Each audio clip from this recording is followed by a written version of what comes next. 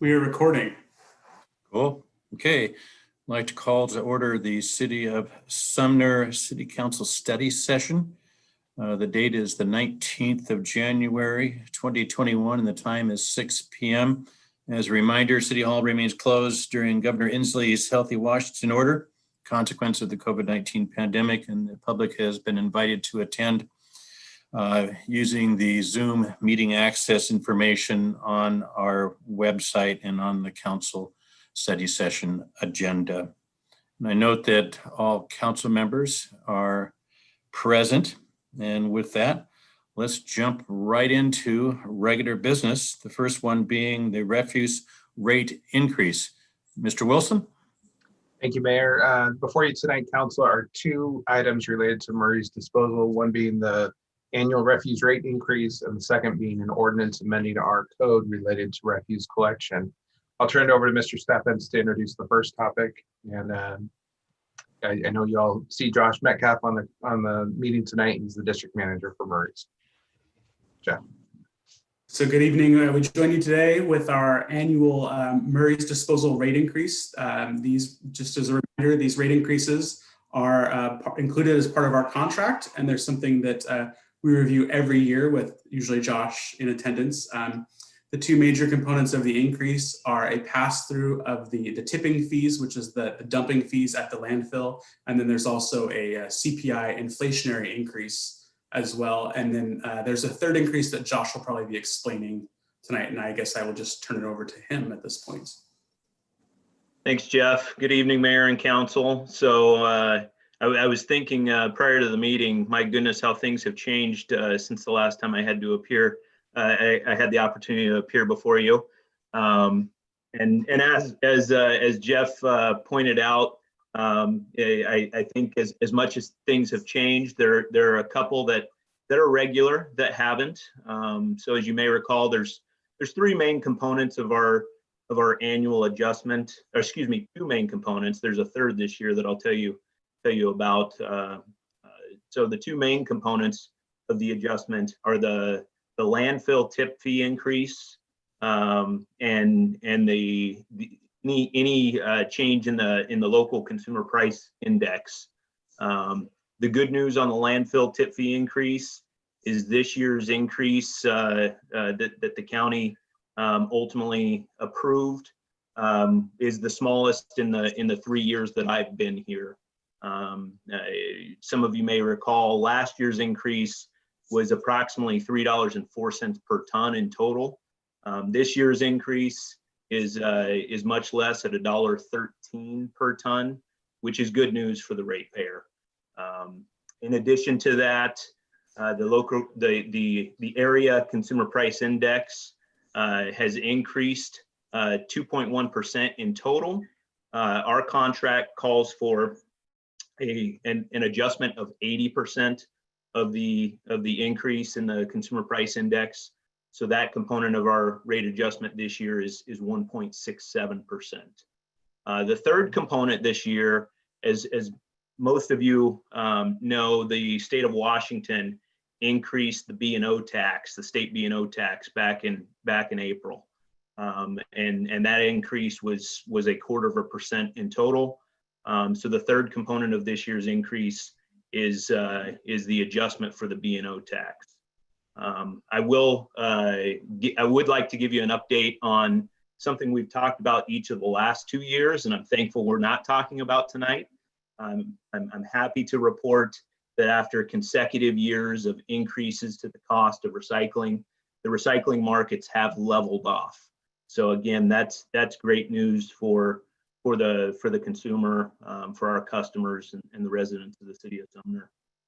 So in total, our average increase for our most frequently utilized residential service is 2.14%. And our average increase for our most frequently utilized commercial service is 2.25% this year, both of which are less than last year's increases. So with that, I'm happy to answer any questions you may have related to our increase, or any questions regarding service, our services, and maybe some of you might be curious to know how we've been impacted by COVID-19. Okay, members of the council, questions or comments? Go ahead, Patrick. Thank you, Mayor.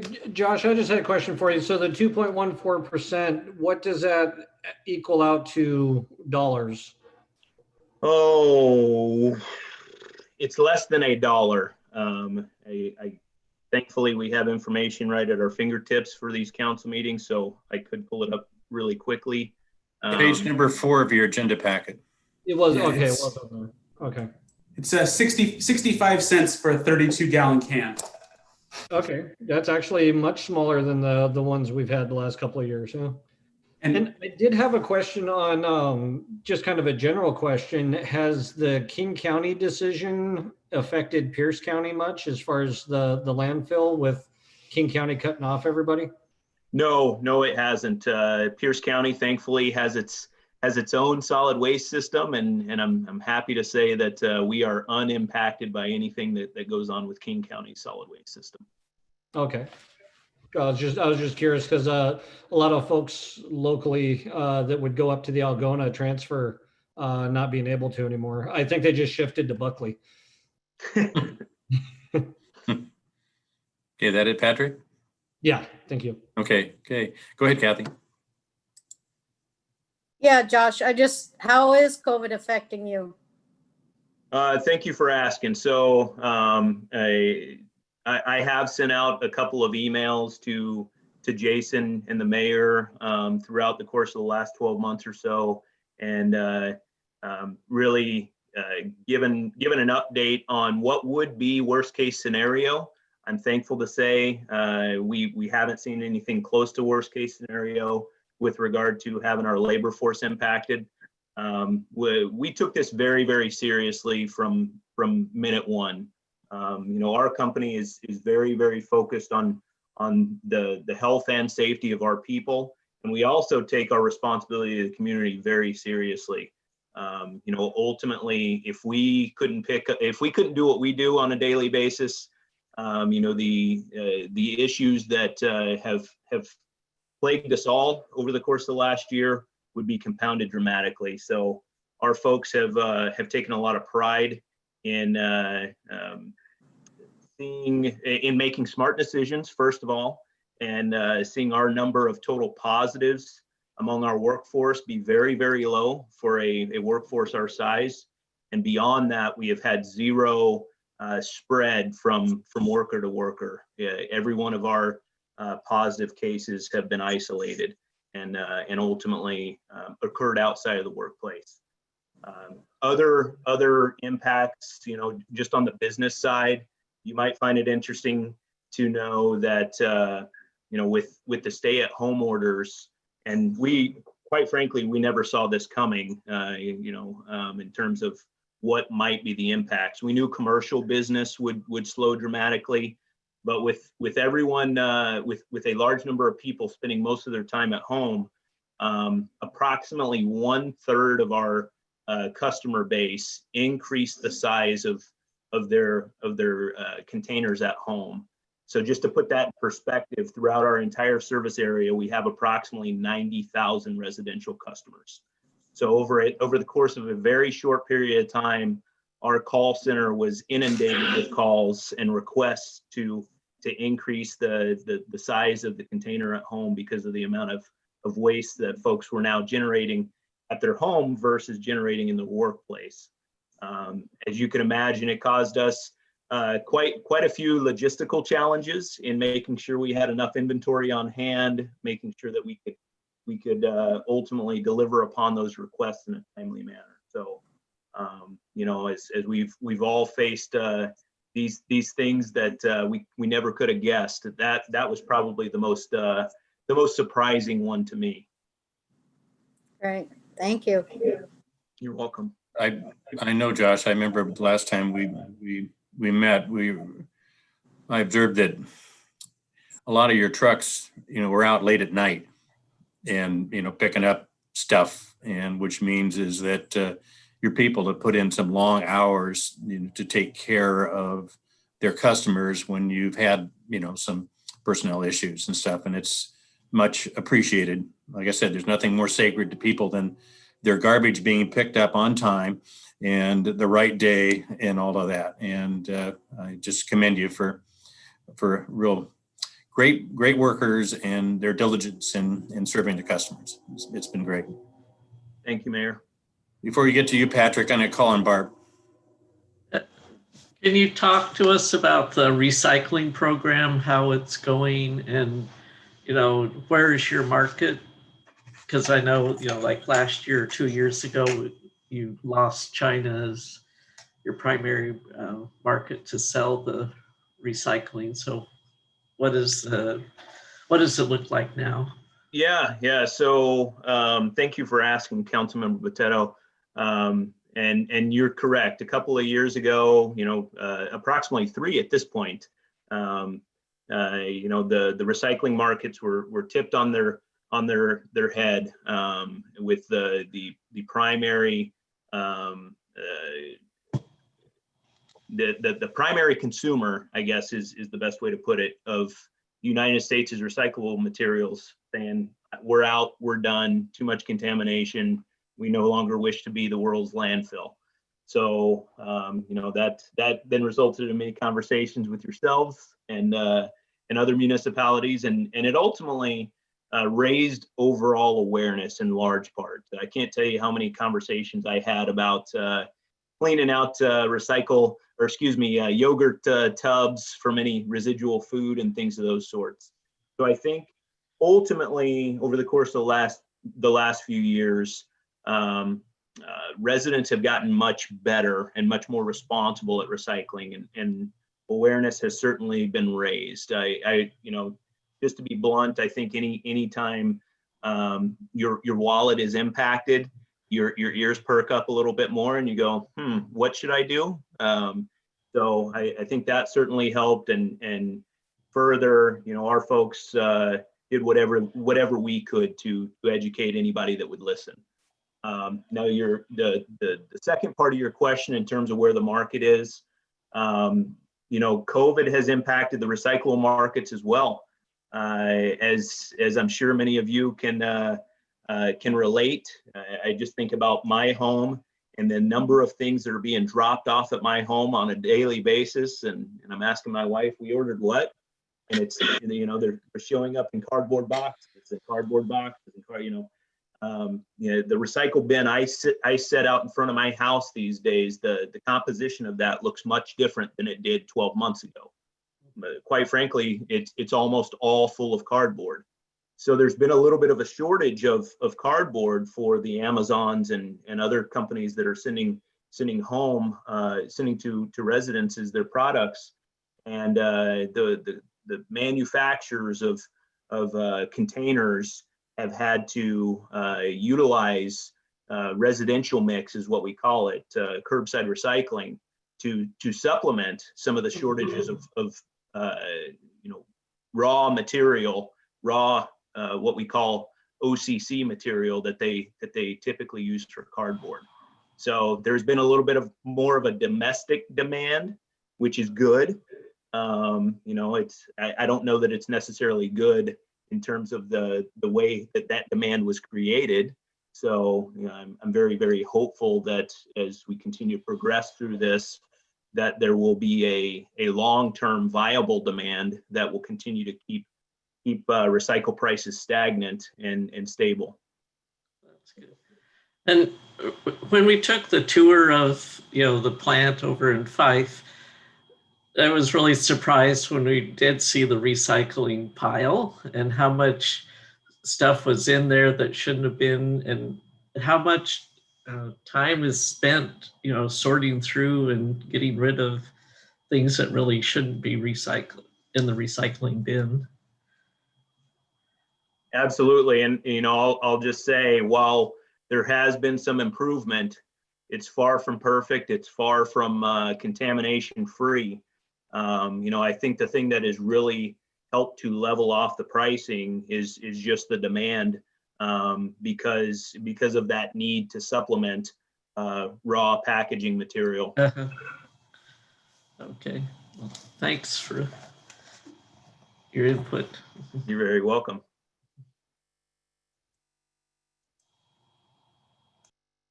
Thanks, Barb. Go ahead, Charlotte. Where are you? You bounced around. There you are. Go ahead. Uh, Thanks. Thank you, Josh. I am wondering about what your guys' like long-term capacity looks like and plans for like meeting continued growth demands. And then my other question for you was, how often do you guys assess rates, and what factors do you take into consideration as you decide like when, like if trends are going to be long-term enough, when you just, what factors you consider when you decide if they need to be raised and to what?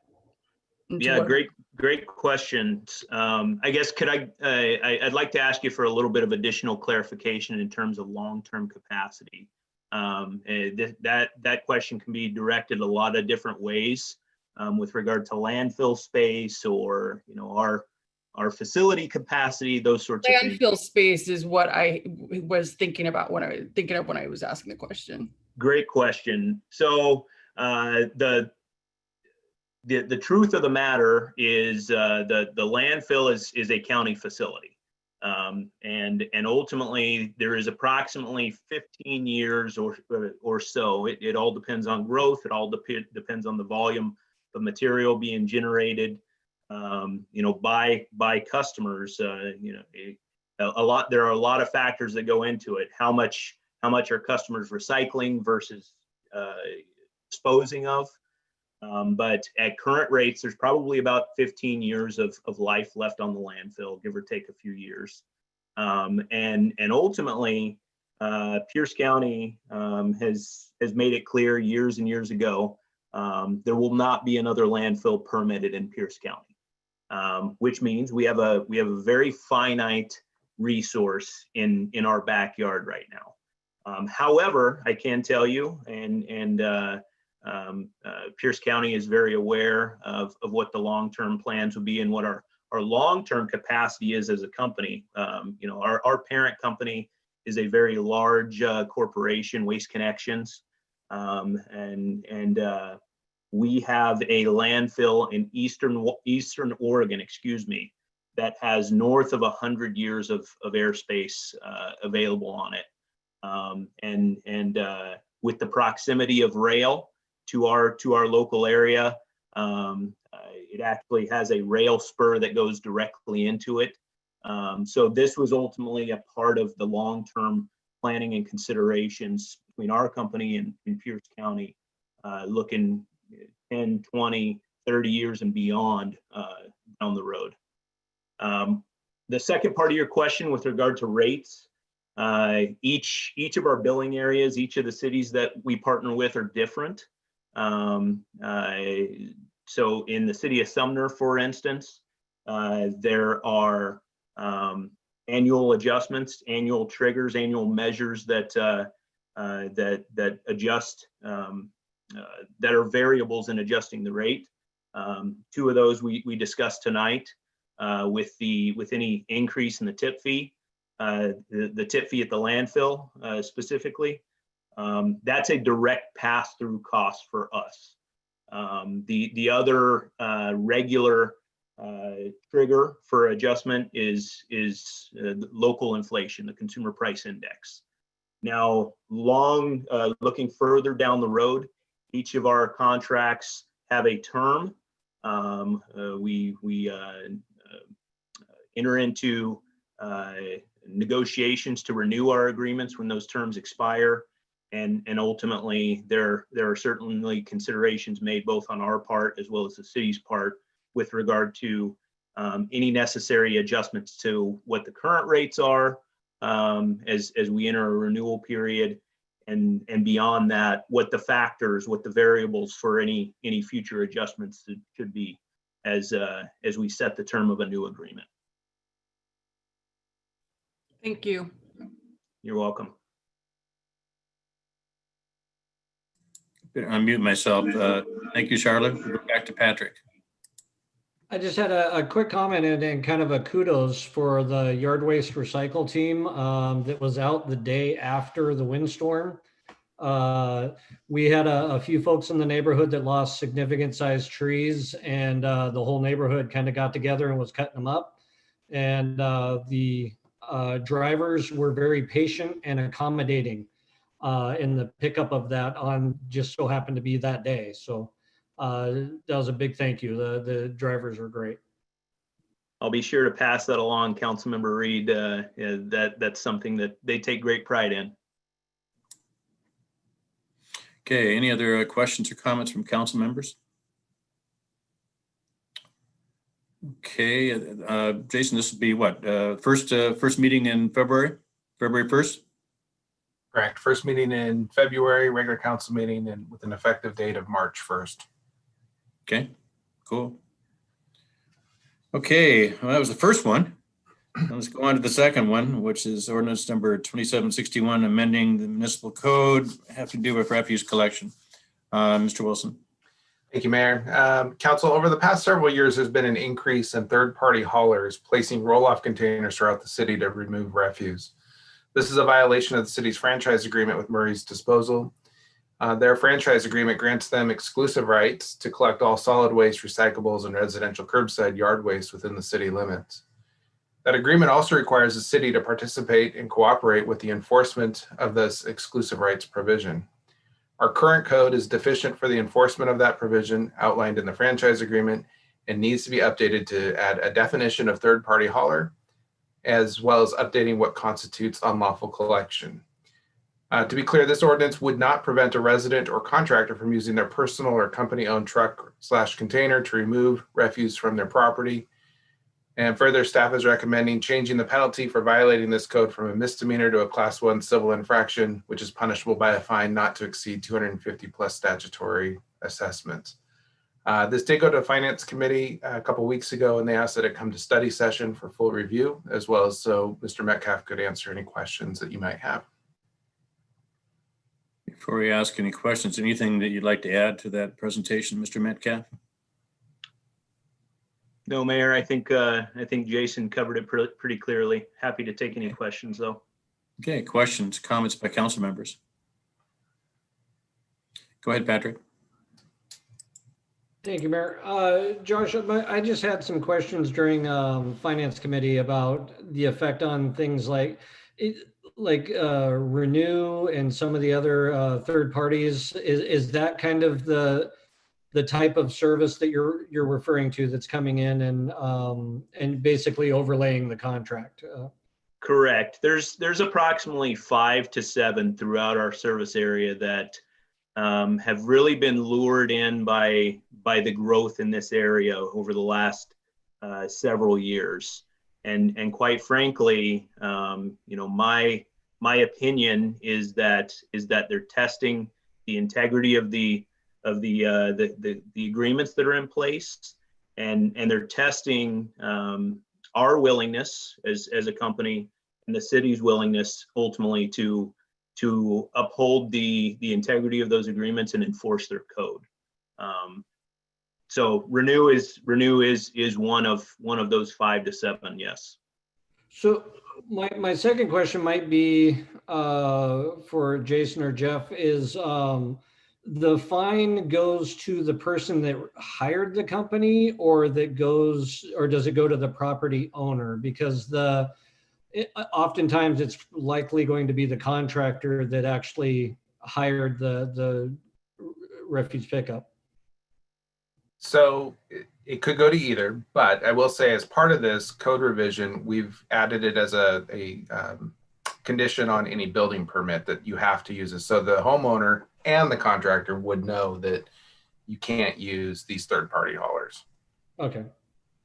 I was just wanted that in the event that it's happening, I just wanted to make sure that the contractors are taking responsibility for it versus the homeowner that hired the contractor, or at least making sure that it's clear. And I think that helps cover it. Okay, thanks, Patrick. Go ahead, Charlotte. One is a minor thing, and Jason, I was going to ask you, but I guess I can just state it because it's just repetitive, what I've asked you before, but it's just for anyone watching this time but didn't see previous meeting. And that is that it doesn't impact the recycling areas next to like Sumner Food Bank, like people can still drop off there. Like that's all part of our contract, our current contract. And then my real question that I hadn't asked before is, Josh, could you more specifically say state like exactly how people should arrange for appropriate removal? Absolutely. Our customer service representatives, as they say on TV, are standing by waiting to take those calls and happy to help. All right, thank you. Okay, that's good.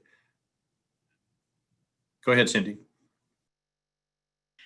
So I wasn't at the committee meeting, so I need a little bit more explanation about what this extra garbage pickup is. Is this people getting someone else to pick up their regular garbage, or is it ordering dumpsters for projects? Or I just need a little bit more clarification about what this actually is. Great question, Councilmember Hochstetter. Yes, so it is folks that are doing projects. It's contractors. It could be remodels of homes. It could be new construction. It's ordering a dumpster for those purposes. With the increase in building in our area, it has attracted many. And as I previously stated, my belief is it's caused many to test the system that's in place. And I will say that the city's approach to proposing to add this, make this a condition of the permit, of the building permit, is probably the most effective approach, because those that are testing the system are making a bet that there probably is not. The time and the resources, probably do not exist to, in effect, play whack-a-mole with those that are trying to poke holes in the system. Code enforcement alone to take on this matter is not going to be the most effective.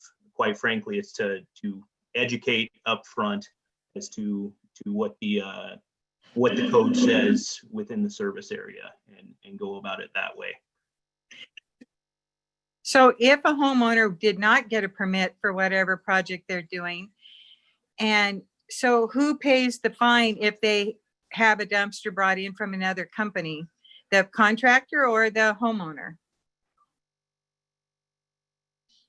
That's probably for Jason.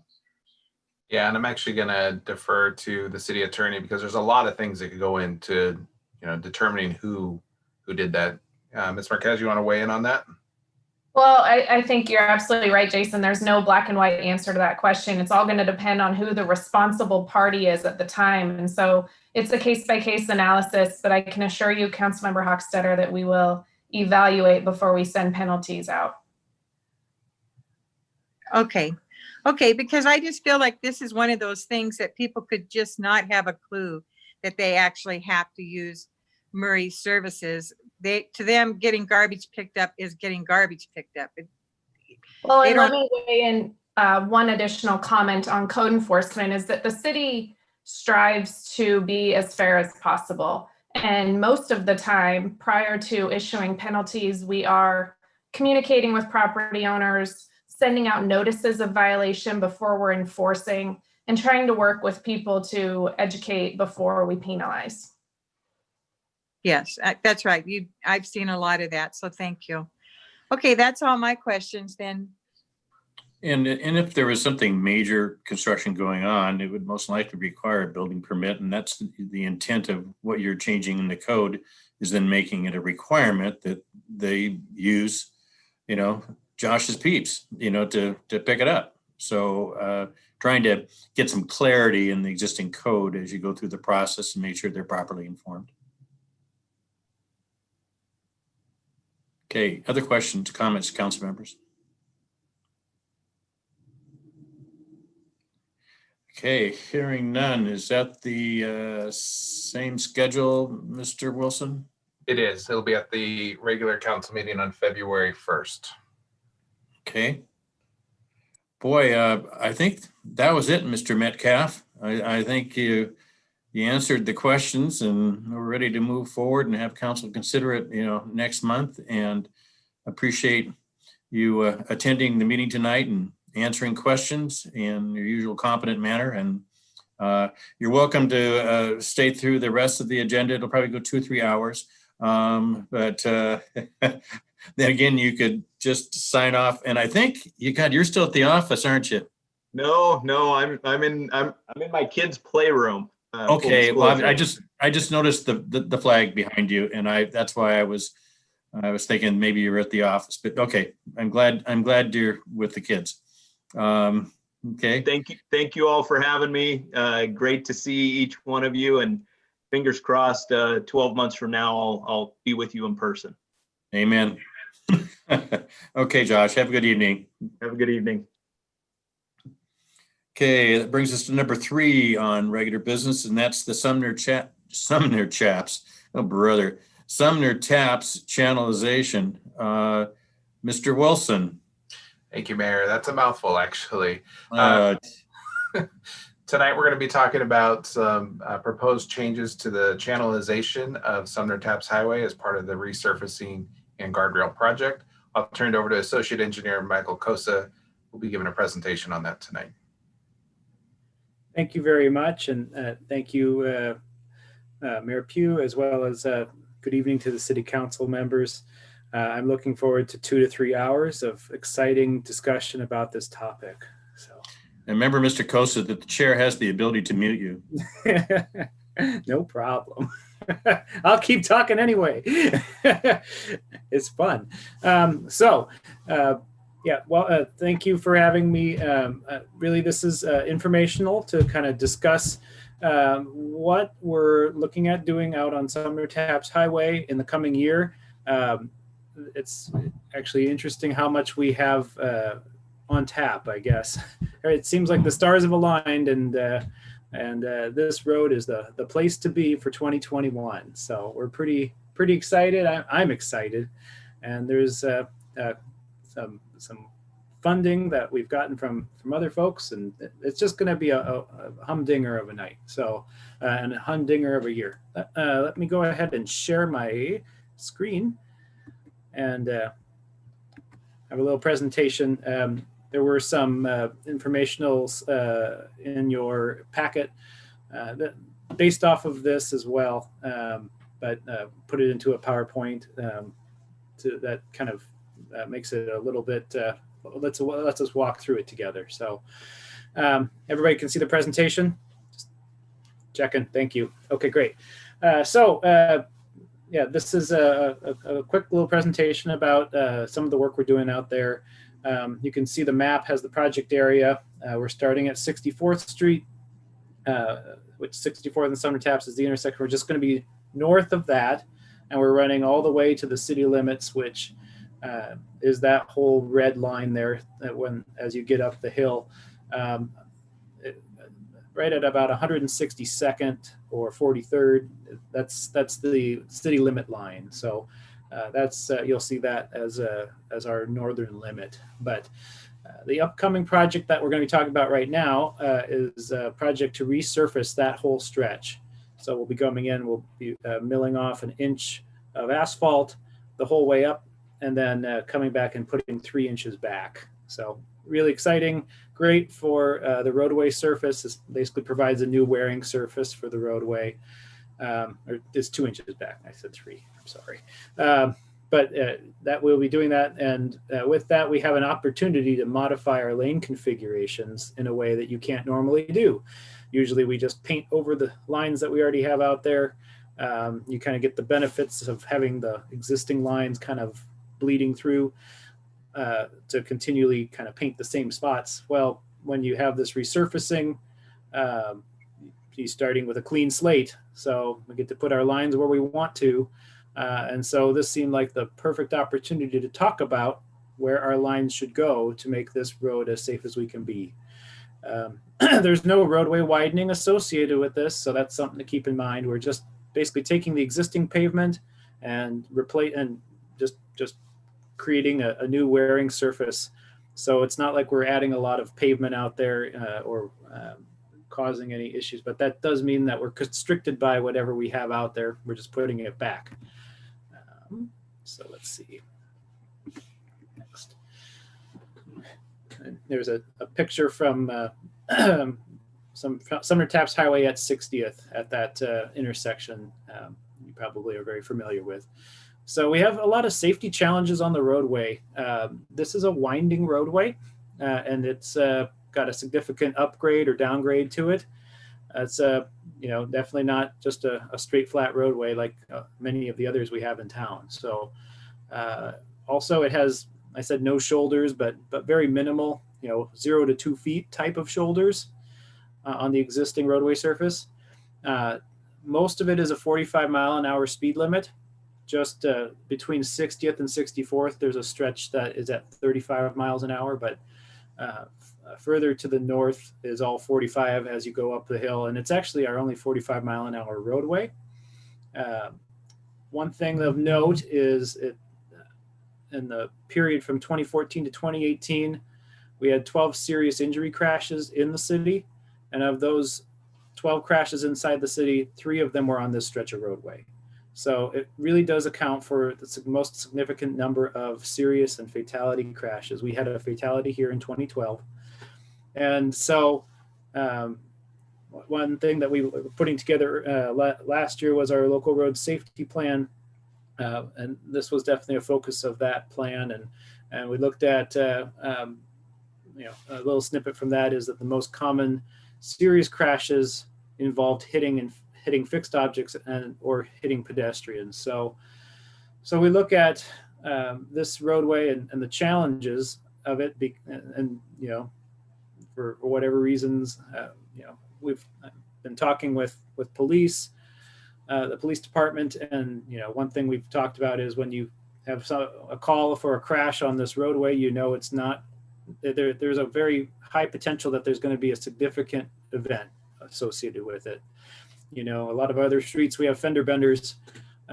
This sort of thing can, you can have a head-on collision with 2 people going 45 miles an hour in opposite directions. You can have run off the road where you end up in a forest or in a tree. There's a lot of potential hazards on this roadway, and the speed does not really adds to the potential for serious injuries and death. So what we looked into was modifying the cross section of the roadway. So the one above is our existing conditions, and I look at typical sections a lot through my day, but you might not as much. So I'll try to explain as we go. You got shoulders on each side. So you're looking north in this shot, and you can see southbound is on the left, and then the northbound lanes are on the right. So we have 1 southbound lane and 2 northbound lanes that are heading up the hill. We have shoulders showing, but I kind of put the word shoulder vertically because you really don't have a lot of room with the current shoulders that we have. Like I said, 0 to 2 feet. Sometimes there's a guardrail right there. So you don't have a lot of flexibility, either if you run off the road or if your vehicle becomes inoperable, or you have some sort of, significant emergency that you need to stop for. You really don't have a great place to pull out. So what we did was we looked at ways to make the road safer and came up with the proposed cross section, which is below. So what the proposed cross section does is it takes those 3 lanes that we have and reduce it to 2 lanes. Eliminates that a second northbound hill climb lane, primarily kind of used and installed originally as a hill climb for trucks, especially going up the hill at slower speeds. However, we looked at trying to improve the safety on this roadway, and eliminating that hill climb lane provides us the ability to put shoulders on either side of it. So what you'll see here is we have the northbound and southbound lanes. We also have a larger kind of median in between them. We call it a median, but it's really just an area between the stripes. But in between the stripes, we'd be putting in a rumble strip. You can see that's right on the center line. And then on either side of the lanes, we're also putting in rumble strips there. Give drivers the awareness that they're, doing something that they might not want to do. They might be crossing into oncoming traffic. They might be running off the roadway where they weren't anticipating it. So these rumble strips give them that ability give us the ability to provide that additional safety measure to make sure that they aren't going to run off the roadway, or if they are, that they at least know where they're going before they get there. And then you can see we have minimum 6-foot shoulders on either side. So yeah, we lost the lane, but we ended up with a wider shoulder section, and we'll talk about that in a minute too. We took that proposed cross section, and so we have a consultant for our resurfacing project, but we also reached out independently to Transpo Group, which is a transportation planning design consultant, to do an analysis for us to see if it was the right choice to make a change here, to make the modifications we're talking about. And what they came up with after analyzing it, they provided us a memo that we have in our files that basically identify this as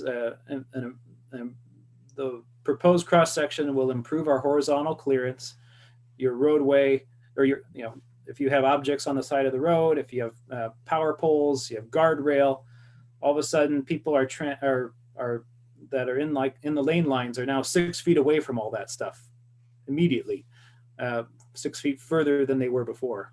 That's a major benefit. If you are starting to run off the road, you're not going to hit the guardrail. You're going to have some time to recover or slow down. Even if you slow down before you hit the guardrail, you're going to be in better shape. Your car will be, that's for sure. It improves driver awareness. We talked about the rumble strips. It's going to reduce fixed object collisions. Like I said, hitting power poles, hitting trees, you're further away from those objects. So it's a benefit.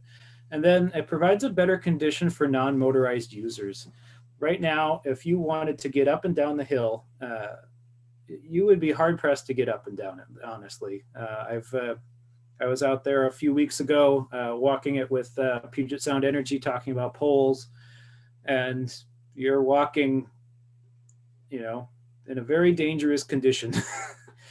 Traffic is whizzing by you, and they'd be hard pressed to, they're trying to move out of your way to make sure you're not, being struck. We had vests on and everything, and I tried to stay behind the guardrail as much as I could, but there just is no place for a pedestrian to be. There's no place for an inoperable vehicle to be.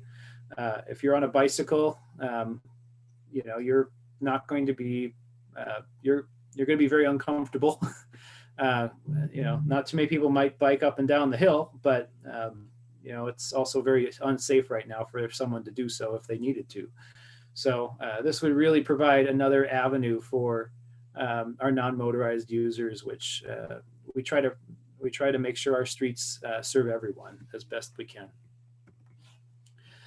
So a little bit of the conclusion from the analysis.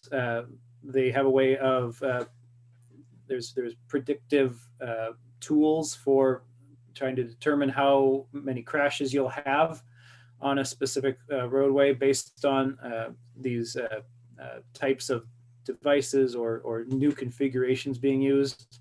Things like the rumble strips, there's a decrease of crashes that's associated with installing rumble strips based on federal analysis and research, and it's all in a compact clearinghouse that transportation folks love to look at. But based on their analysis, when they put all the factors together, the new cross section will decrease crashes on the roadway by 26%. So this table below came right out of their memo.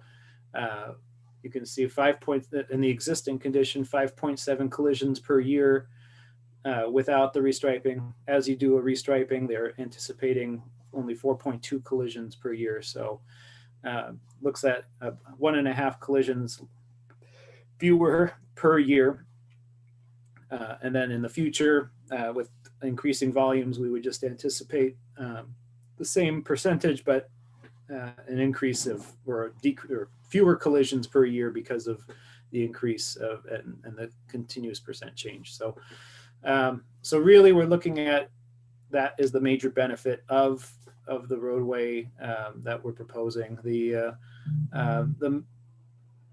negative is that there will be folks that will spend more time going up the hill. There are some trucks that go up the hill at slower speeds, and people will get stuck behind those vehicles. And there's also some slower cars probably, and some real fast drivers that won't like to be behind anybody no matter what. But with the analysis, there was a expectation that vehicles will experience more time basically trailing behind a vehicle, a leading vehicle. But it was within city standards for how much time you'd expect to be traveling down the roadway on any given time. And really, to be honest, it's less than I believe it's less than a mile stretch. So even if you are inconvenienced, it's also for not a very long period of time, no matter what, because it only takes you so long to get that far. But that was one of the identified negatives of the plan. So just to kind of brief over what the configuration will look like. North is going to be to the right on these upcoming figures. So we'll start here at 64th and Sumner Taps Highway. And right now it's 2 lanes up and 1 lane back. One of the cooler features that I like about the updated design is that we're looking at doing an early merge. Right now out there, it's 2 lanes that continue as 2 lanes. And this comes down to this area over here. But it continues as 2 lanes all the way up to 60th. And then there's this trap lane where if you're in the left lane, all of a sudden you're in an only left lane. And sometimes people don't quite figure that out until the last minute or even too late. There's a sign that doesn't always get replaced that's on the median because people have clipped it off on a regular basis. But this kind of alleviates that. We'll have that merge happen just north of 64th, and then you're already in a through lane. And then once you get further north towards 60th, there will be a pocket turn lane that opens up, and then you can move into that pocket turn lane so that you won't have that through lane that turns into a trap lane. And if you're through traffic, you'll just stay in that right lane and continue up the hill.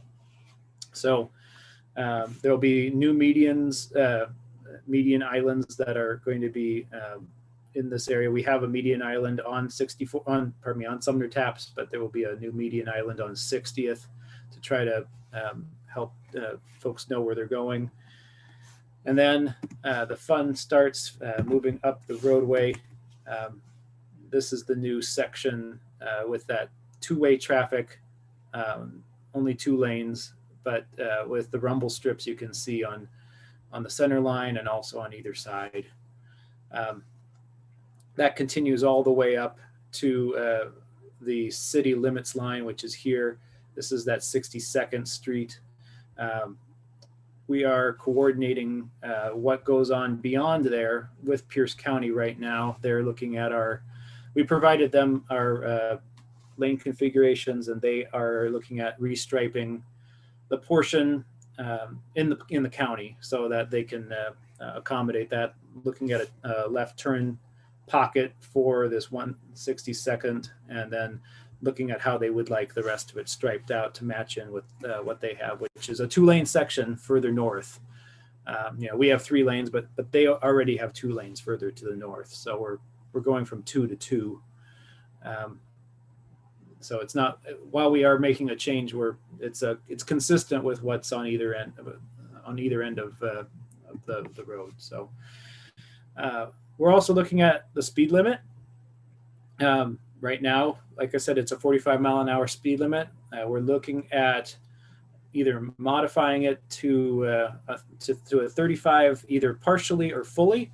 Right now, the 35-mile-an-hour speed limit is just south of 60th. We're looking at a minimum of trying to pull it back into the first curve.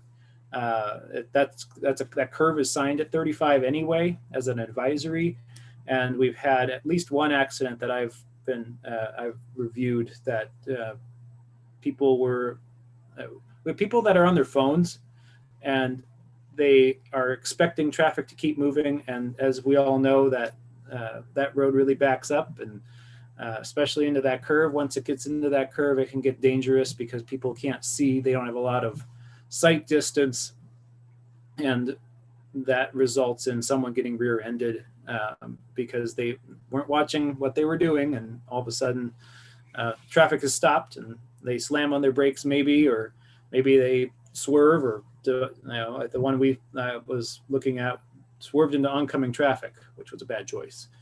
But everybody has a choice to make, and sometimes those split-second decisions don't go very well. So we're looking at expanding that, possibly we're talking with the county to see if they want to go for 35 the whole way.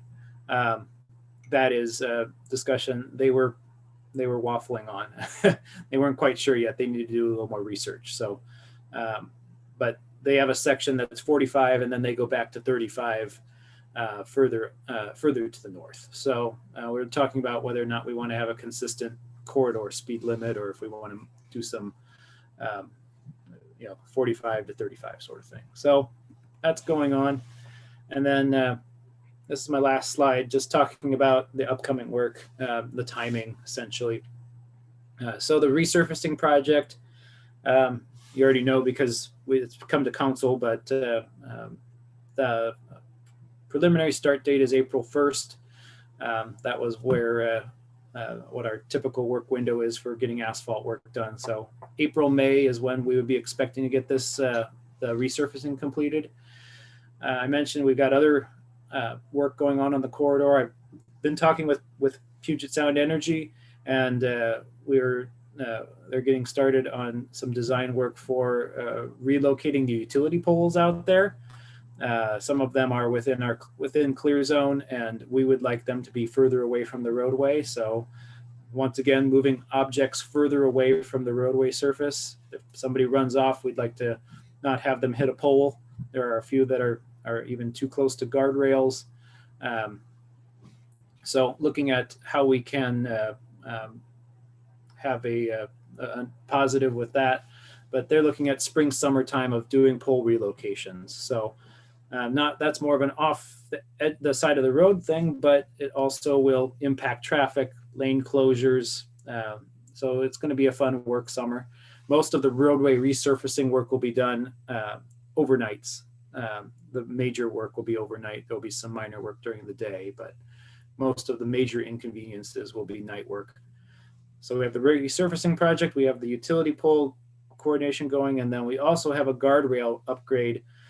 We've kind of spaced that out to the fall winter timeframe to kind of keep it from overlapping, but that is essentially replacing all of the guardrail out there. A lot of the guardrail wood posts have reached end of life. So we'll be removing those and replacing them with new guardrail. We have federal grant to do that. So really excited about that project, get everything up to standards. And there are some places where we don't have guardrail that we current standards say we should. And other places where we would like to extend existing guardrail or improve the end sections on those guardrails to meet current standards. So that's a little bit about what's going on Sumner Taps Highway in 2021. And that's what I have today. So I'd be happy to answer any questions. Okay, thanks. Thank you, Michael. Go ahead, Kathy, you first. Michael, you said the shoulders will be for pedestrians and bicycles. Will they be paved? Yes. So what the existing, it's all within existing surface, which is pretty nice. So that means we would have paved shoulders that are all 6 feet minimum the whole way, probably more like 7 to 8 feet, depending on where you happen to be. along the corridor. There's, some places that are, if you're at, 1 or 2 feet right now, really you're looking at 6, 7 feet with that removed lane. Will there be separation for safety or just So flat that, paved? so that's what would be, there won't be a curb or anything like that. And there will be a rumble strip. So that would probably be your best safety factor for trying to keep people and cars separated. But it's significantly better than what we have today, which is just something you really couldn't walk on or really reasonably bike on if you weren't in a Right. travel lane. Well, with a 6 foot with a 6 foot shoulder, you're probably going to have some people try to use it for a lane and get around a slow car. So I was just looking for safety. So Yeah, and that's an interesting thing. We talked that over of, well, we have all of our safety factors and crash modification factors for what this rumble strip will do for us. And we talked about, well, what if people are doing illegal things, doing that, crossing over the center line and just trying to buzz by people. That all is actually taken into account when they do their calculations. They take into account that potential for people doing illegal things, and we still end up with the safety benefit, the net safety benefit. all right. Thank you, yeah. Michael. Yep. Thanks, Kathy. Go ahead, Patrick. Thank you, Mayor. Hey, Michael, thank you for the presentation. I think it'll be important for us to point out that that the left turn lane is not going away on the northbound to be able to get onto 62nd. It's I think the initial way that it comes across when for repaving and going down, reducing the second lane makes you first thought in your mind goes to the left turn lane. But I did have a direct question on that is reducing that second lane coming off just above 64th was there a worry that the already congested interchange was going to suffer from that loss of capacity during that section? Just hop back over there. What we find is the most congested is really the afternoon PM commute, and really the worst of it is southbound traffic that stacks up. I don't know if you can see my pointer. I think you can, but stacks up in the southbound lane where they can stack up all the way from the freeway essentially through 64th, through 60th, up to the first curve, and even beyond that at the worst of it, especially pre-pandemic. So that's definitely been the highest congestion level that we've found. We have not found a significant congestion between 64th and 60th and people making that left turn. The interesting thing I'd say is that what we show here is a left turn pocket lane, but we aren't showing a median. It's actually, it's a painted median. So if it got to the point where traffic was stacking up very, very significantly at 60th, there could be people that want to make that turn that would probably just stack in the painted area anyway. So Okay. they have the flexibility of that storage to get that to be bigger. We just don't want people. We want people doing that merge if they're not going. We just don't want people to get trapped. What I was concerned with was the merge coming off of 64, just above 64th, and with the turn off, the left turn off of 64th being such a bottleneck already, that merge could back up into 64th, making it even worse. That's kind of where my mind went with it. Okay. Yeah, I think that what you'll see is that, and we really did try to space this merge out as a standard merge. So I don't anticipate us seeing a significant backup because of that, but we can also look at that a little bit more.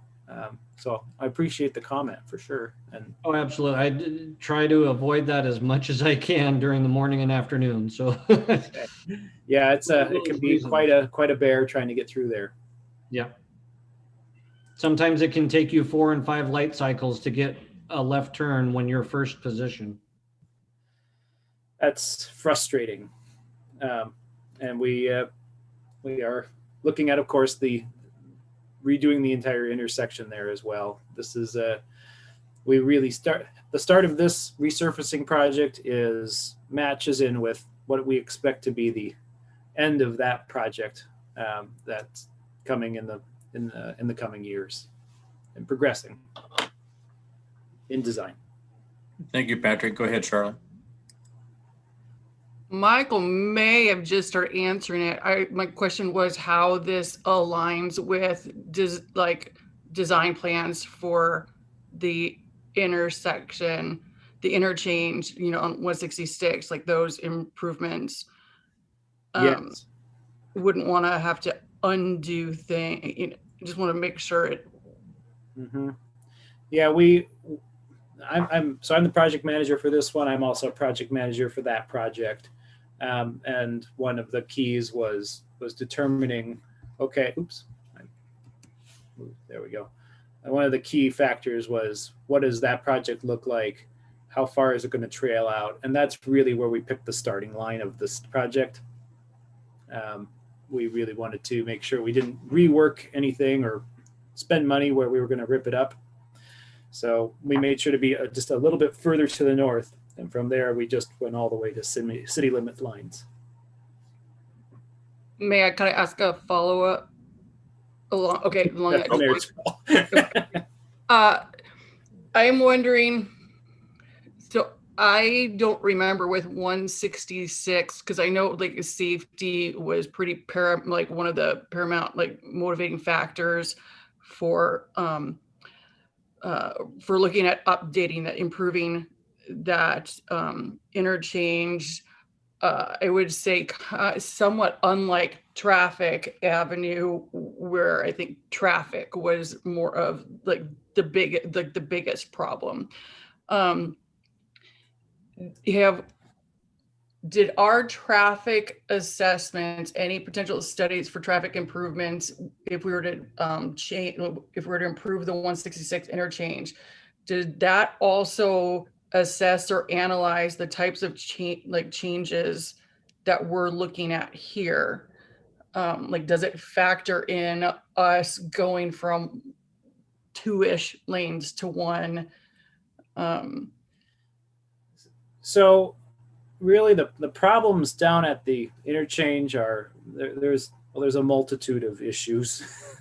And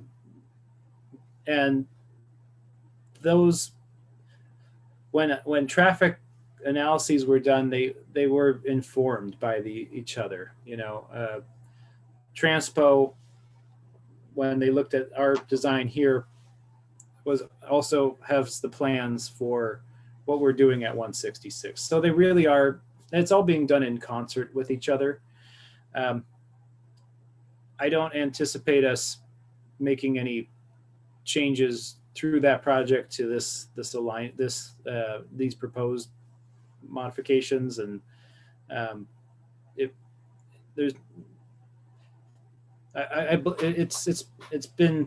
been done in concert, I guess is what I'm saying. There's nothing that you see here that is not compatible with our future design. Is that It does. No, it makes sense. And sorry, I just have one more then, and that is about, do we have other funding partners on this, or is this one where we kind of need to foot it ourselves? What does that look like?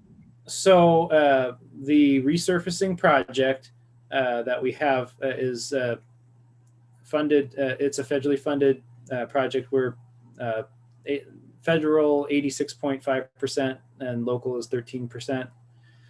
It's about $1 million project, so you can do the math. We have about $100,000 to $150,000 of city funds, and then about $850,000 or so of federal match. So that project is very, all of these projects are very funded by others. The guardrail project is even more so. It's 90% funded by the federal grant that we have, and construction is actually 100% funded on that one. So there's about, I would say, somewhere around $15,000 that the city will put into that guardrail project, and about $450,000 approximately that it's federally funded. So just off the cuff numbers, I don't have them all in front of me, but Very helpful. significant funds by others. And then the pole relocations we were talking about is actually part of a franchise agreement. So those would be poles they would be required to move at PSE cost. To better safety on the road. So really there's a very little of the city's funding involved in this, and even the rechannelization will be part of that resurfacing project, as we need to put new stripes down anyway, just different stripes. Okay, great. Thank you very much. Okay, Charlie, your hand is still raised, but I'll lower it for you. I think there you go. Okay, any other council member comments, questions for Michael? Okay, seeing that, Michael, thank you for your hard work on this. We had some conversations regarding this project, and I frankly had raised a concern about impatient drivers going uphill, doing weird moves around in oncoming lanes, and as to what kind of risk that posed. And thank you for following through with Transpo, group to analyze that in the scope of, all the various traffic movements and hazards that you had out there. I appreciate it. I really like the work that you've done down at 60th in the interchange, not having it as a trap lane. And I think that will greatly improve that. I do remain concerned regarding the downhill traffic. I think I appreciate you either changing it all to 35 or moving the 35 further up the hill, because as my wife would attest, as being one of the people that got run into by somebody on their phone going 45 miles an hour around that corner, it's an issue. And she wasn't the only one. There's been other ones like you said. And so we can post it at 35.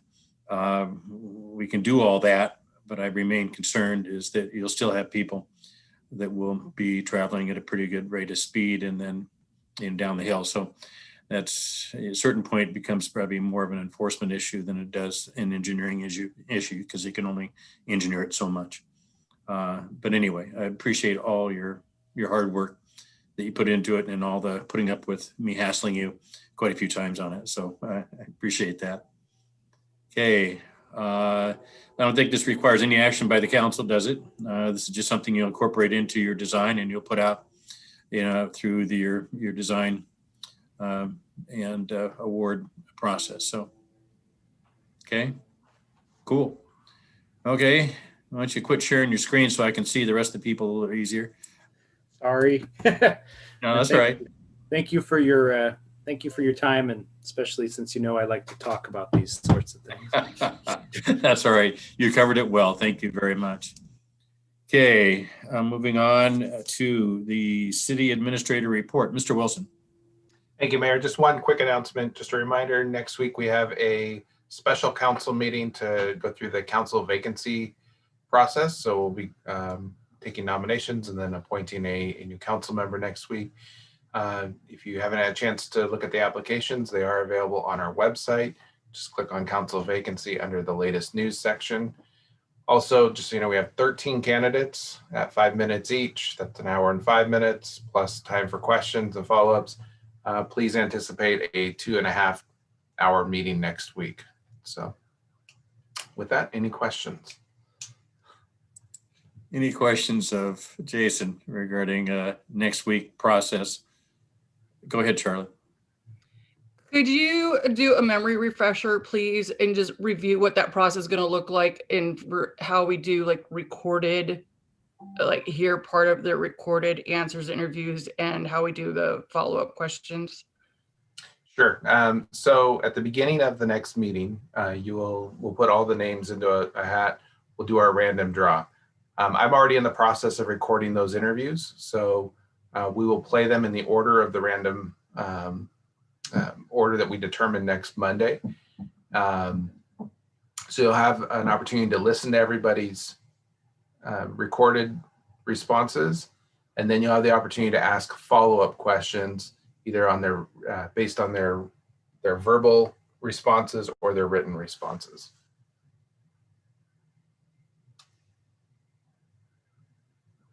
Go ahead, Charlotte. Unmute yourself. I was just wondering about how, like, so the follow-up questions. So Mayor, I'm assuming, are you going to facilitate that part with, if council members have follow-up questions for each applicant? Yeah, I would assume I would. Yeah, I'd go through and ask council members for questions for each applicant. Jason, is there a time frame associated with that? You know, we're meeting internally as staff tomorrow to finalize all of that. But last time we put a 3-minute time limit on follow-up questions per candidate. So that's all questions you might ask as a council. It's 3 minutes. Yeah, well, I'm just concerned about more of consistency. You know, that, you know, if it's open-ended, it could go on really long for some and maybe not as long for others. And whatever it is, I think there has to be some defined time so that we have some consistency. Go ahead, Andrea. Well, I just wanted to clarify, to be redundant with that word, that these are only follow-up questions to clarify responses you've already heard. These are not additional questions that one candidate may be asked and other candidates wouldn't be. So limiting it to 3 minutes is probably appropriate, but like Jason said, we'll be finalizing that process internally tomorrow. Charlotte, go ahead. Okay, so one clarifying thing, Jason, and I'm sorry, you may have said, and I didn't quite catch it. We go through the videos, but do we go through all the videos and then go to follow-up questions, like with each candidate, or do we do the follow-up, like, is it one video, follow-up questions while we've seen that video? Yeah, my recommendation would be that you watch the video. This would be in line with what we did before. You have the interview, you have 3 minutes to ask clarifying questions, just like Andrea mentioned, and then we move on to the next person. Thank you. And this is obviously up for your guys' discussion and conversation. I am wondering if we could be open to 5 minutes with encouragement that we only take 3, but at least have the ability. I think Councilmember Brown strongly disagrees. This is what you were going for, to see if you could. Let's see, 13 times 2, that's okay. Half hour not to use it, but to allow, anyway, I'm just trying to think, but what 3 minutes can do, maybe 3 will be enough. Anyway, okay, thanks. Yeah, just to clarify, you know, it's not that staff's coming up with this. We're pulling last time what we did. Unfortunately, your rules don't have all the details in it that might be helpful in a situation like this. So next time we are looking at amending council rules, staff will be recommending a little tweak here and there to this process to help facilitate it better. Okay, and then one more question, sorry. Go ahead. I'd like to go back to what Andrea had said. So we can't ask any, if we were curious, say, about something on their resume or something, like if we're curious about some background information, but that's not necessarily an interview question. Like if they included it on their resume or something that might be relevant, but it wasn't on their written answer, like I just like some very specific clarification about what what our limitations are in questions. It's a good question, Charlotte. It's an excellent question. And because the rules are silent on this, it's an awful lot of discretion that you all are going to have to exercise, unfortunately. I would encourage council not to ask interview type questions that are not related to one of the questions they've already answered. I would encourage you all to ask clarifying questions like, you mentioned in your interview answer that X, could you please expand on that? Those types of things, so that it's fairly applied to all the candidates across the board, as opposed to very specific questions about certain applicants' backgrounds and other applicants not be asked the same thing. I hope that helps. It's really not an easy answer. Andrea, I think this might help clarify it. If you review the resume, which everybody has a resume in their application packet, and you have a question specific to their resume, can it be asked? Like to clarify maybe what school they went to or what previous line of work. Does that help, That's Charlotte? absolutely appropriate. There we go. Because I think that's what Charlotte was asking. You know, going beyond just the interview questions, if it was a resume that's submitted that you need clarification about that resume, can that be part of the questioning process? And what I'm hearing is, yes, it can. Yes. Okay, I don't know whether that's still a confused look or, okay, thank you. The thumbs up, clarification, that's good. Okay, other questions, comments by the council before you head off and we come back next week? Go ahead, Cindy. Andrea, if we ask a question, are you going to step in right away and say that's not clarifying? I mean, I just wonder, is that what your plan is? You know, this is really your process. This is a council appointment. There's going to be a lot of flexibility and discretion that all of you can use. I probably won't step in unless there's something fundamentally flawed about a question or unfair. It's really your process. It's difficult though when the rules aren't written and the process is not abundantly clear. So that's what Jason and the rest of us staff are going to be working on. So it's much more clear next time for all of you.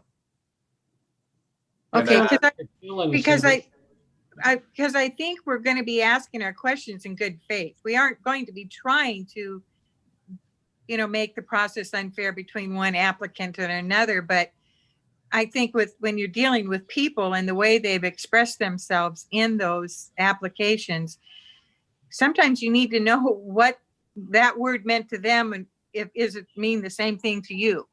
And that's a perfect clarifying question. That is a perfect example of a clarifying question.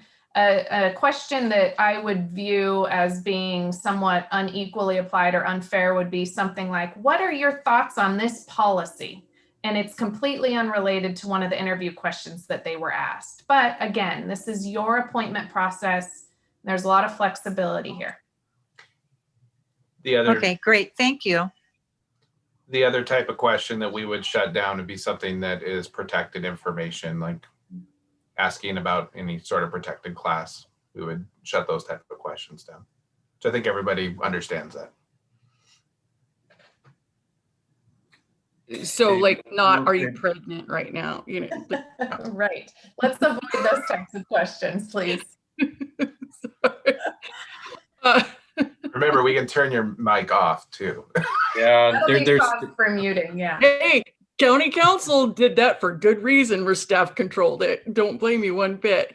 But I had started to go off it. So are we clarifying again? We go into executive session after we're done with all the interviews, or you can. It's your option, and if you would like to, we absolutely can to discuss the qualifications of a candidate. But that's it. It's very limited.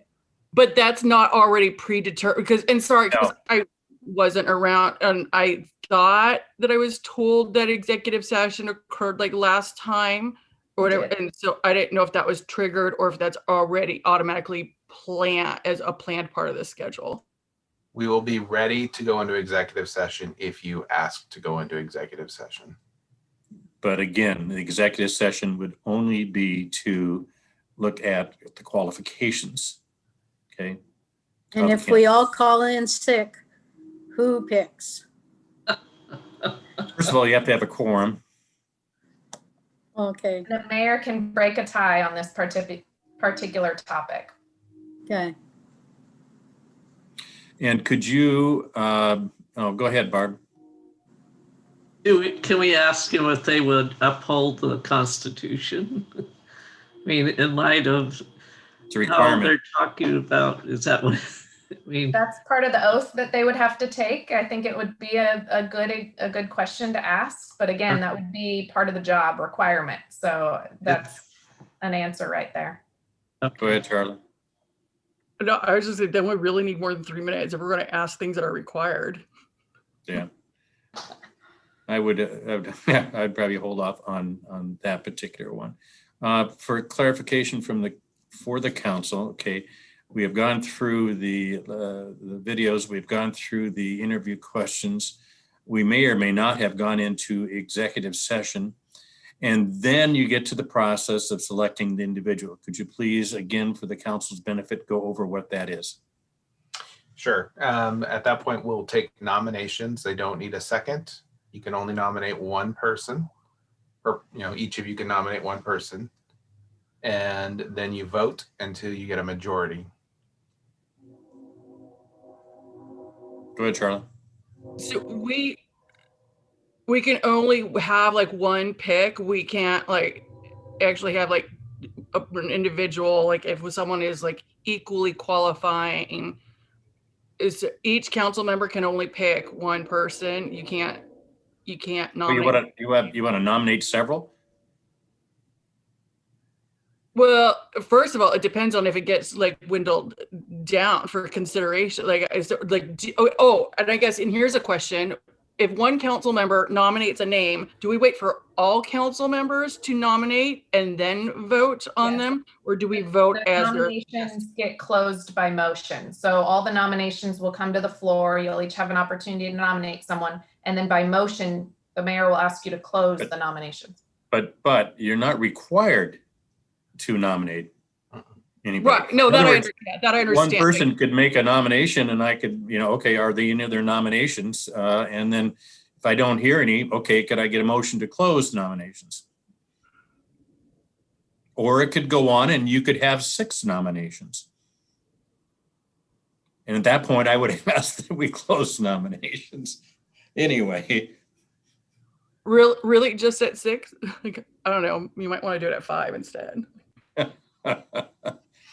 Go ahead, Cindy.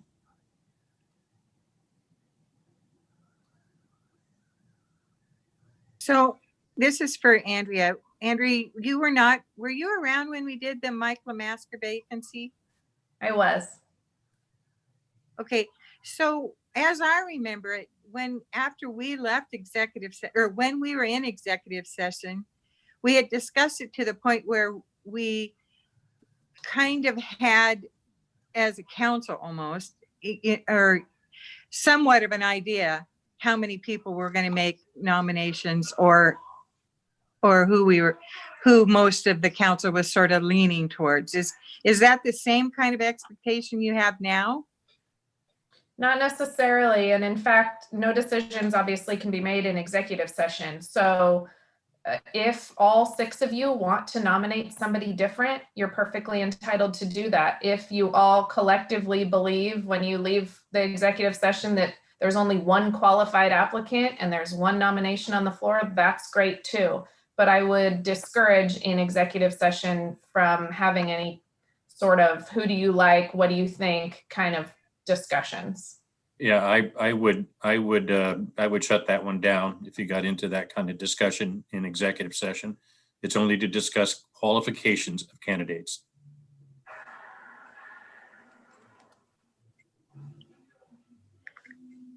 Okay.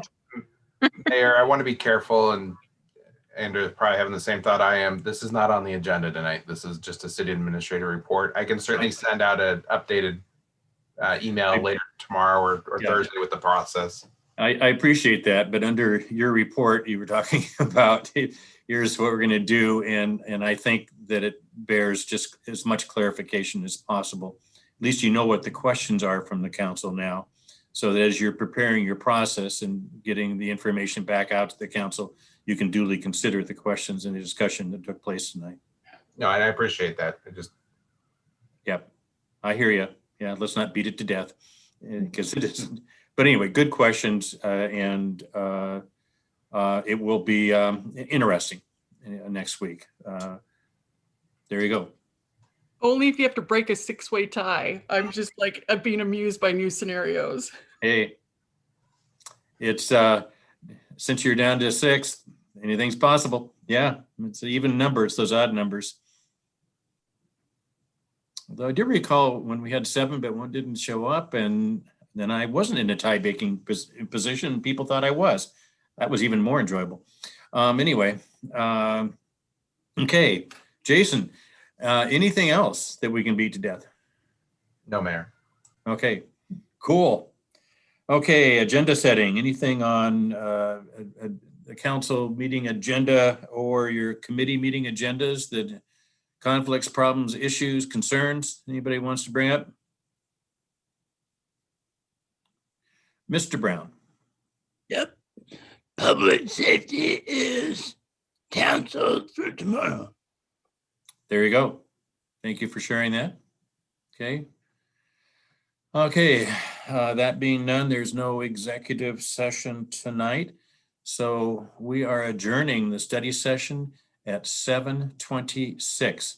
Have a good evening, everyone. Have a good night.